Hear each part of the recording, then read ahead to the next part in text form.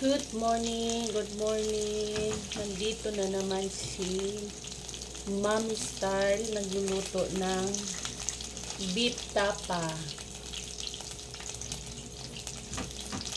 Ito yung beef tapa. Ako lang nito marinate. Binabad ko sa Sprite. Matagal na to.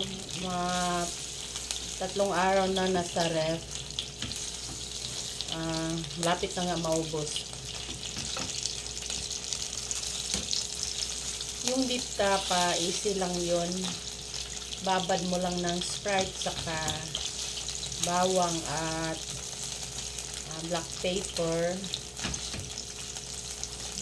Lagyan mo ng katas ng lemon. Lagyan mo ng patis or silver swan na tuyo, kunting asukal. That's it. Ganun lang yun. Saka lagay mo sa ref. Madali lang lutuin pag andyan na. Parang ready-made na rin.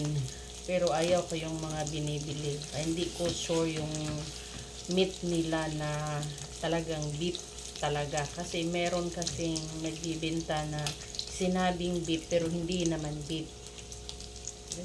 Yun.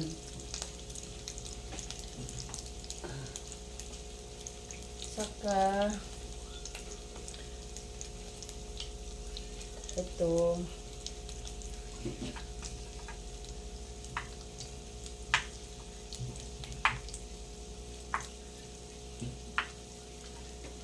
sayang yung lasa ng pinagprituhan, kaya lagyan ko ng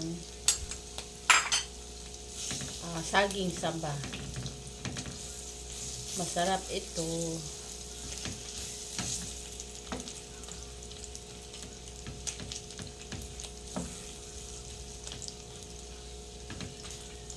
Beef tapa. Luto ni Mommy Style. Yan.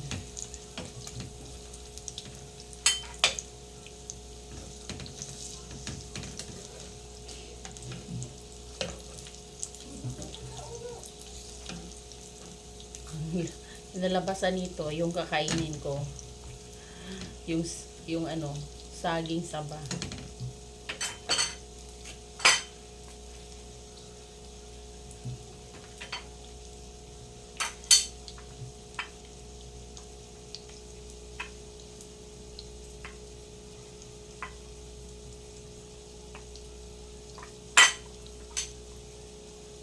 Yan.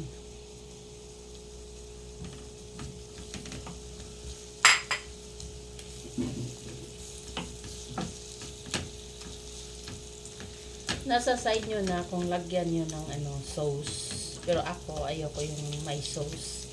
Gusto ko fried lang.